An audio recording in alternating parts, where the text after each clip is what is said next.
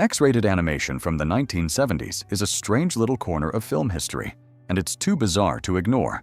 Fair warning, these movies are not easy to find, and in a few cases, that may be for the best, but I'm certainly not going to discourage you.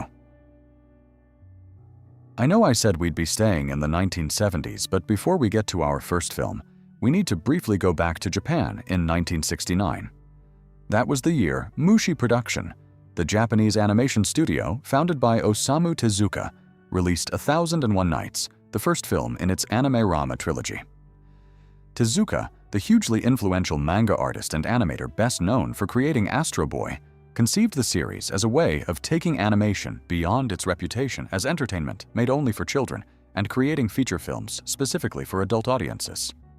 1001 Nights is loosely based on the classic collection of stories, drawing on some of the more adult material usually absent from family-friendly adaptations. It follows a poor water seller named Aldin, who falls in love with a beautiful enslaved woman named Miriam and uses the confusion of a sandstorm to take her away from the man who has just purchased her. Despite the familiar name, this is nothing like the Disney version of Aladdin. There is no magic lamp or Jafar, and Aldin's adventures freely combine elements associated with Aladdin, Sinbad, and the 40 Thieves. It is also unlike almost anything else you are likely to see. The film was successful in Japan, bringing in 290 million yen in distributor rentals. Outside the country, however, it was largely ignored. Its English-language American release was so limited that it never received an official rating. But the second film in the Anime-rama trilogy would be marketed very differently. And that brings us to 1970, when Mushi Production released Cleopatra. The story begins in the future, where three people send their minds back to ancient Egypt to uncover the meaning of a mysterious alien invasion plan named after Cleopatra. One of them, however, is less interested in saving humanity than in seducing Cleopatra and becoming known as the greatest lover in history. What follows is a completely unhinged mixture of science fiction, historical epic, erotic fantasy, and slapstick comedy. There is a green-skinned Julius Caesar, an unexpected appearance by Astro Boy, and a plain-looking Cleopatra who willingly undergoes a magical transformation into an irresistible beauty. Historical accuracy is not exactly a priority here. Cleopatra was a commercial failure in Japan. In 1972, with Mushi Production struggling financially, the studio made a deal with a small American distributor for a US release. The film was dubbed into English, retitled Cleopatra, Queen of Sex, and advertised as the first X-rated animated movie. But that was simply a marketing trick. The film had never actually been submitted to the MPAA for classification. And even that trick arrived too late. Cleopatra opened in the United States on April 24th, less than 2 weeks after Fritz the Cat had been released with a real X rating. The misleading campaign did Cleopatra no favors. American audiences expecting something far more explicit were left disappointed, and some moviegoers reportedly even demanded their money back. Unsurprisingly, the film failed at the American box office as well. And as I just mentioned, Fritz the Cat became the first American animated feature to actually receive an X rating. The film was brought to life by director Ralph Bakshi, who had grown tired of the repetitive production line process while working on mainstream shows like Spider-Man. Wanting to make something that reflected the political and cultural chaos of the 1960s, Bakshi turned to Robert Crumb's underground strip about Fritz, a womanizing tabby cat drifting through sex and absurdity, and acting as a kind of alter ego for Crumb himself. In the film, Fritz wanders through New York City and into one disaster after another. After a bathtub orgy with college girls, he runs from police officers depicted literally as pigs. His journey leads him into racial unrest in Harlem and eventually out to the desert, where Nazi biker revolutionaries want him involved in an attack on a power plant. And with material like that, it is not hard to guess why the road to release became a disaster. Warner Brothers originally agreed to finance and distribute the film, but backed away once the sexual content became too obvious, and Bakshi had to keep the project alive with help from exploitation producer Jerry Gross and Cinemation. 30 American newspapers refused to run ads or give the film editorial publicity, so the marketing leaned hard into scandal, promising 90 minutes of violence, excitement, and sex. Bakshi hated that approach so much, he said they almost did not deliver the picture. But despite all the chaos around it, and despite being banned in some countries, the film was a huge success. Made for about $700,000, it grossed over $90 million worldwide. Robert Crumb himself deeply resented the film, claiming the rights were obtained from his ex-wife without his consent. He was so unhappy that he eventually killed Fritz off in a comic strip to end the association. 2 years later, producer Steve Krantz released The 9 Lives of Fritz the Cat, but Bakshi had nothing to do with it, and the result was far less successful. Actually, Bakshi had plenty to keep him busy, because by 1973, he had already moved on to what many consider his magnum opus. In that year, he came back with Heavy Traffic, a film that pushed even further and showed that his work could be socially aware, strange, and unexpectedly moving without giving up the crude humor and sleazy energy. The story follows Michael Corleone, a 22-year-old virgin and cartoonist trying to escape the domestic dysfunction of his Italian father and Jewish mother.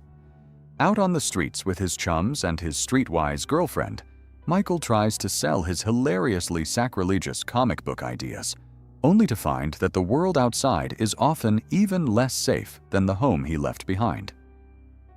Heavy Traffic is arguably the standout cartoon of the 1970s, though calling it a cartoon almost feels too limiting. Bakshi mixes animation with live-action footage, placing his characters against real-life backdrops and blurring the line between the two worlds. Throughout the film, we catch glimpses that Michael is actually a live-action person living in a non-cartoon world, a choice that makes the whole thing feel slippery and seamless at the same time. The original trailer summed up this groovy landmark perfectly. It's animated, but it's not a cartoon. It's funny, but it's not a comedy. It's real, it's unreal, it's heavy. Thanks to the success of Fritz the Cat, theaters were finally open to adult animation, turning Heavy Traffic into another major box office win. This made Bakshi the first person in the industry since Walt Disney to pull off 2 massive hits in a row. And while we're still in 1973, we return to Japan for Belladonna of Sadness. The story is based on the book Satanism and Witchcraft. It's a dark, heavy tale about a peasant woman named John who is brutally raped by a local lord on her wedding night. Traumatized and seeking revenge, she makes a pact with the devil, a strange, phallic little creature that promises her the power to strike back. This was the 3rd and final entry in the Anime-Rama trilogy from Mushi Production, a series of animated films made specifically for adults. It was produced right as the company was collapsing, and it pretty much marked the end of the studio. For decades, the film remained largely unseen in the United States outside of scattered screenings, but a restoration gave it a second life and led to an official theatrical release in 2016. Visually, this is nothing like the anime most people expect. Much of the film unfolds through elaborate watercolor stills and limited animation, then suddenly bursts into psychedelic movement, erotic imagery, and violent surrealism. The whole thing feels like an avant-garde fever dream set to jazz and rock.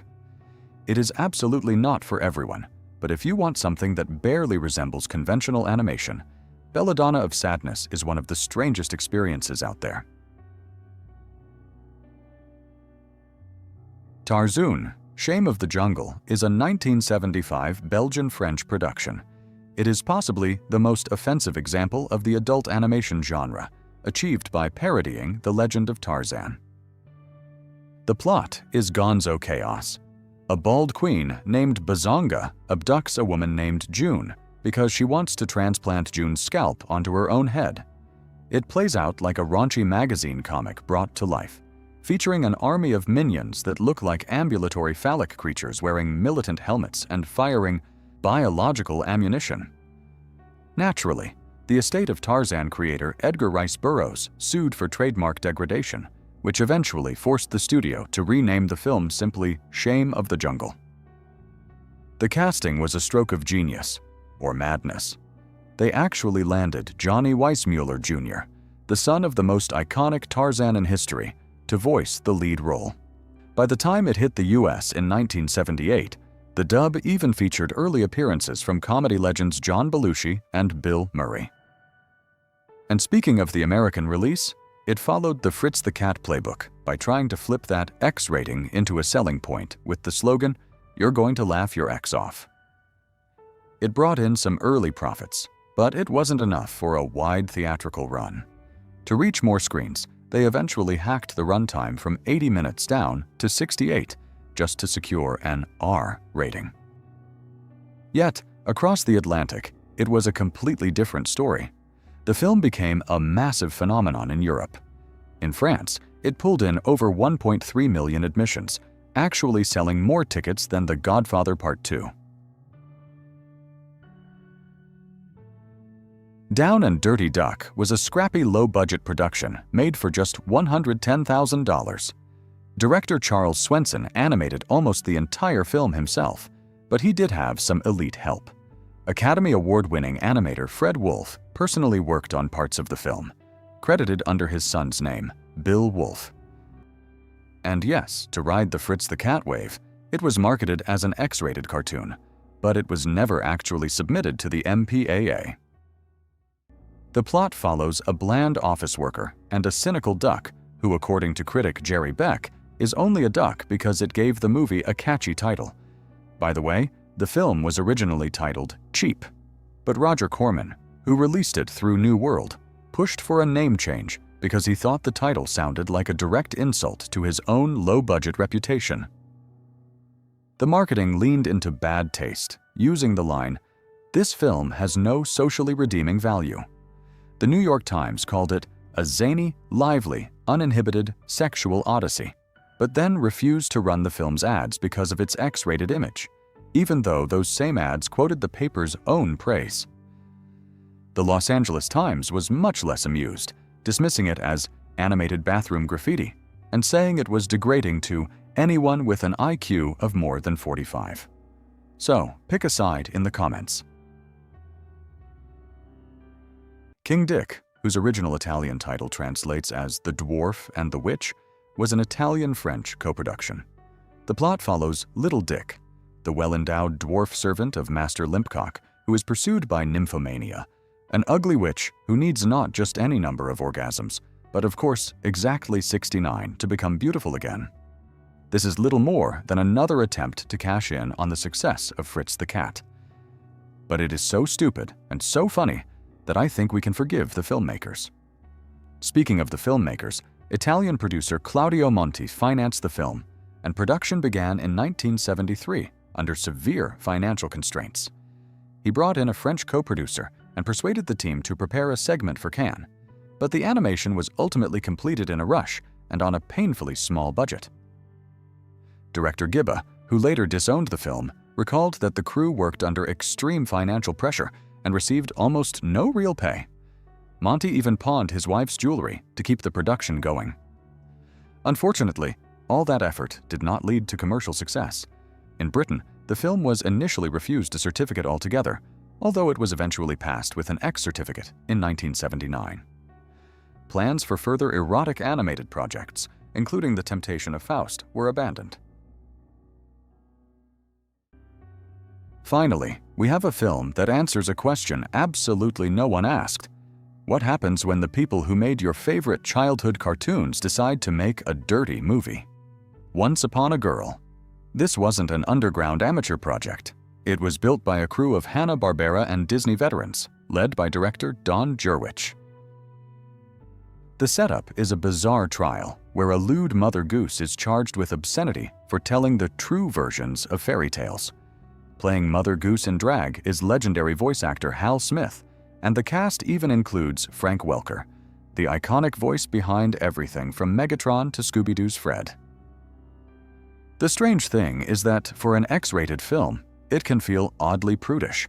It features bizarre biological sequences that go where no cartoon should, yet it often cuts the action right outside the frame or hides it with awkward positioning.